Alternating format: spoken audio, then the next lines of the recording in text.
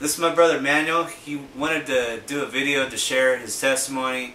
He really wanted to get out his story.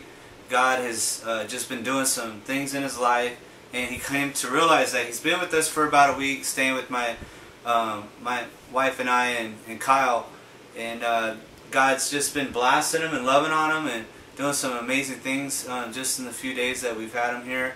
And God broke him down just a few hours ago. He gave his heart to Jesus. So he wanted to share his testimony. So here he is. Manuel, how long have you been with our family now? 4 years. 4 years. And then tell them where were you before you came to our house, and what have you had to go through in your life? Well, basically I was in foster home, as you know.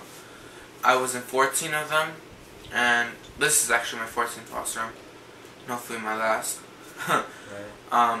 I was abused in mostly every foster home I've been in. I was abused, I was mentally, emotionally, and sexually abused. And I've been abused sexually 3 times, actually. But,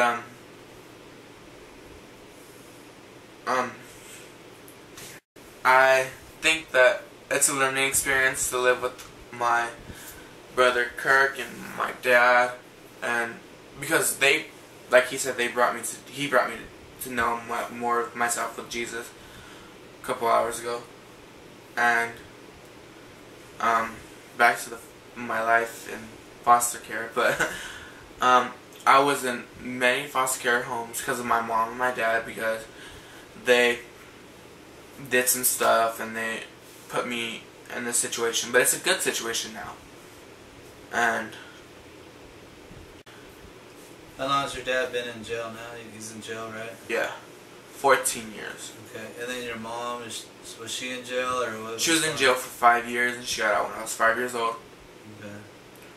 And what's going on with your family now? Is your dad still in jail, or where's my dad is still in jail. My mom recently, I guess, went to court to put him in jail even longer, and which I thought sucked because I was hoping that he would get out. But my mom, my 2 sisters are actually on fire for Jesus now, because awesome. My sister Jasmine was basically hitting rock bottom, but she didn't.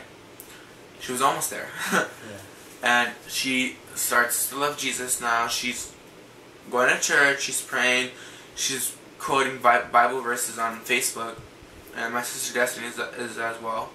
And my mom is coming to be a way nicer person. She's happy now. Amen. Basically. Glory to the Lord. What's so different about Don and Lisa in your life? They love me. They actually love me, and they're actually Christians, and they're good people. They've known me since I was 4, and they love me like to death, and I love them to death, and they're just really good people. Like, they're different because they put up with me, and through all the crap that I've been through all the crap that my mom put Lisa through, and Dawn, it's amazing how she still is hanging in there. That's another thing. I put myself down a lot, and I have no confidence in myself. I kind of do now, but within the past couple hours.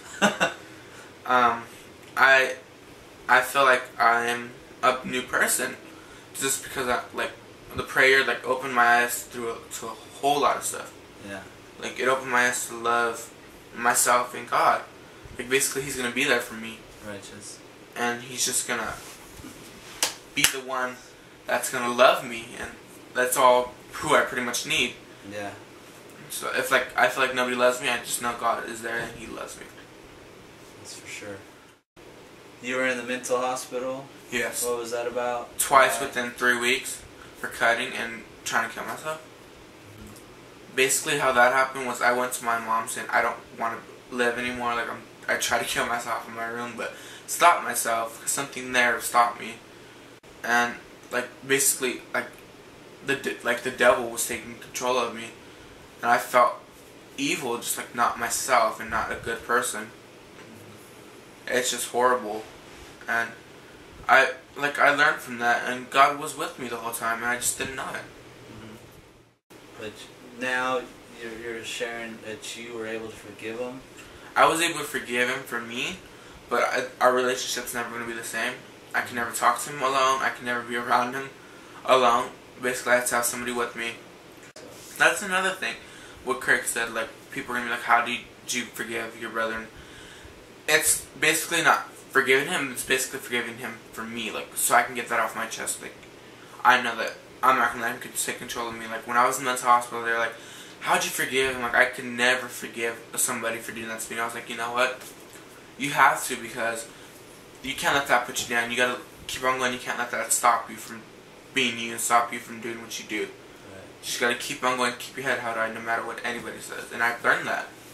And I think my confidence is building up, like, as we speak. Well, you guys keep praying for Manuel. He's got a big road ahead of him, but he has a big God with him now. So he understands that God's been loving him all through the ages, but he's more aware of it, that he's with them now. So just pray for him, because hard times will happen, and I'm very proud of you, Manuel.